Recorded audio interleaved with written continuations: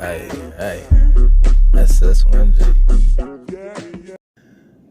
Hi, welcome back to Pacified Problems Podcast, where we speak on behalf of all problems that are never talked about.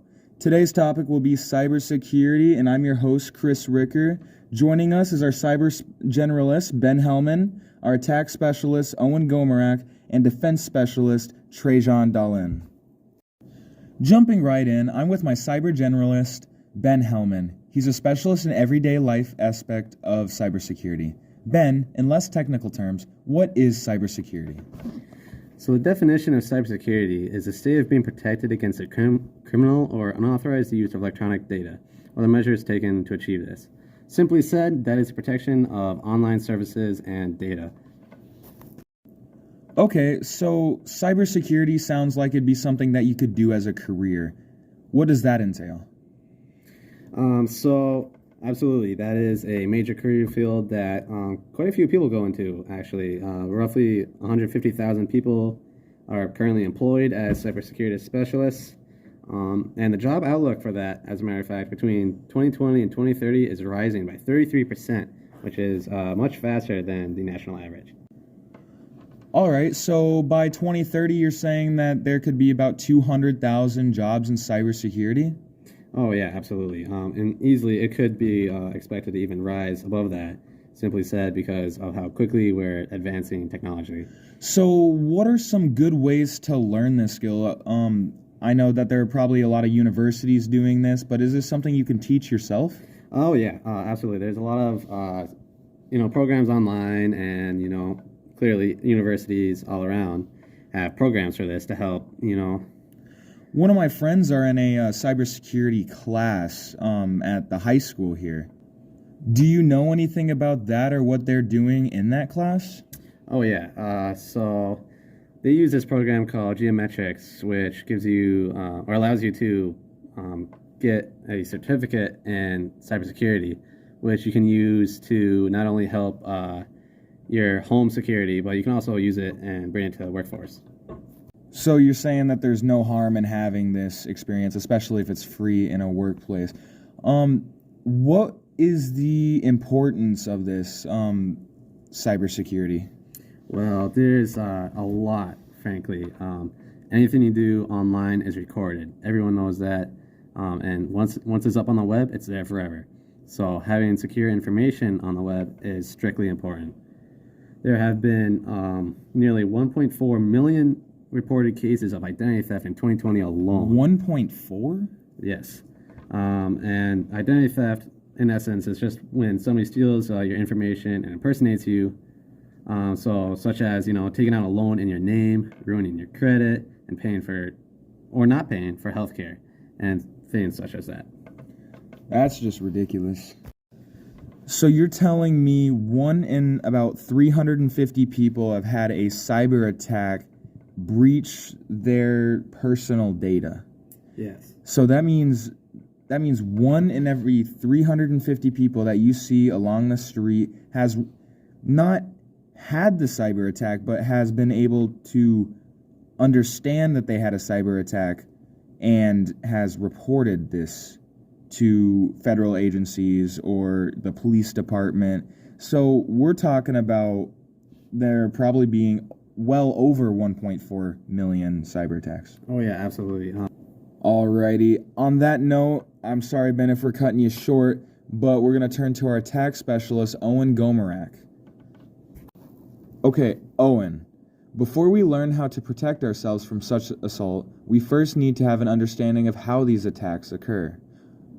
How does cyber attacking work? So basically there's two main types of these cyber attacks. There's phishing and there's malware. And phishing is sending out mass amounts of fraudulent emails to unsuspecting users. And these emails are disguised as coming from a reliable source. I think my mom or my grandma actually got one of these emails sent her one time. I was helping her. And she sent money to somebody, and the person never sent any favor back. Hey, yo, pause. So yeah, these fraudulent emails that are disguised as coming from a legit source, but when you click on them, it takes you to a link. So, are there any other types of cyber attacks besides phishing? Yeah, the other main one is malware, and the term malware is a software that is designed to corrupt, damage, or gain access to a computer, and that malware uses vulnerability to breach a network when a user clicks a planted, dangerous link or email. So before stepping into the podcasting room, I read a few articles and I noticed that malware has two different types of, malware. Yeah, well, there's way more than two, but there's kind of just two main ones, and those are viruses and spyware. And viruses it's a dangerous computer code that attaches itself to a file and deletes and corrupts the file. And these viruses can spread to other computers by duplicating a file and sharing that with a different computer. So just a sickness, but for computers, right? Basically, yeah. And then the other one is a spyware, which is it's installed onto a computer and it collects information off that and sends that information back to the attacker's computer, and they can use that for blackmailing or installing other types of malware. Straight out of James Bond. Also, looking back on different types of malware, are there any different types of phishing malware that people could use? Yeah, there's three types of phishing, and there's just regular phishing, then there's whaling and farming, and spear phishing, actually. And spear phishing is when the attack is targeted at a specific company or individual. And then whaling are attacks towards senior executives or shareholders of an organization. And then lastly, there's farming, which is capturing users' credentials through a fake login page. So all stuff you probably wouldn't want to happen to your data. Right. Awesome, thank you. So after Owen, the attack specialist, we have here Trey Jean Dolan. He's here as our defense specialist and will teach us, now that we know more about attacking and what cybersecurity is, he'll teach us how to defend ourselves and our data against cyber warriors. So Trey, what are some ways that people can defend against their cyber attacks if they had no clue about how to defend against cybersecurity? Well, Rick, there are many ways to protect yourself from these cyber attacks. Like one example, like identity theft. There are many identity theft protection companies that do data breach monitoring, social security monitoring your credit-related information, and other services. In addition, an ID theft. You're good. ID theft protection service can scan your financial accounts and send you credit reports periodically. So that sounds like something you should probably do regardless, but it's good to know now that that can help defend against cyber attacks and cyber warriors breaching your information. Yeah.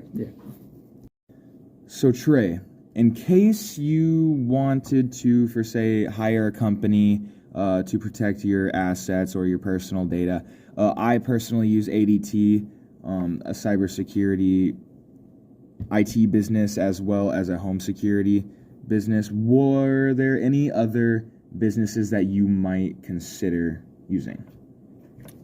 Yeah, of course. There's some of the best identity theft protection services, such as Identity Guard.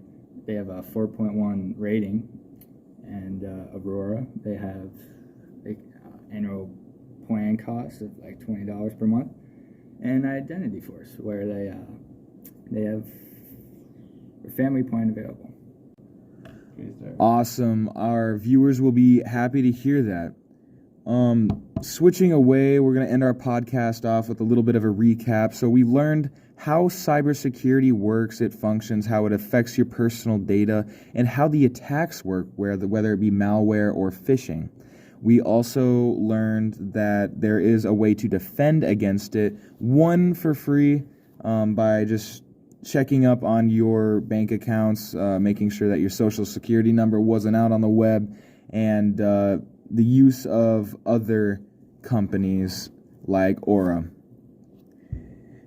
Next week, we'll be talking about an episode to be determined. The content isn't quite released yet, but follow up on my Twitter account to ensure that you listen to the next podcast. And that's it for Pacified Problems Podcast. We'll see you next week. Soulja Boy, tell.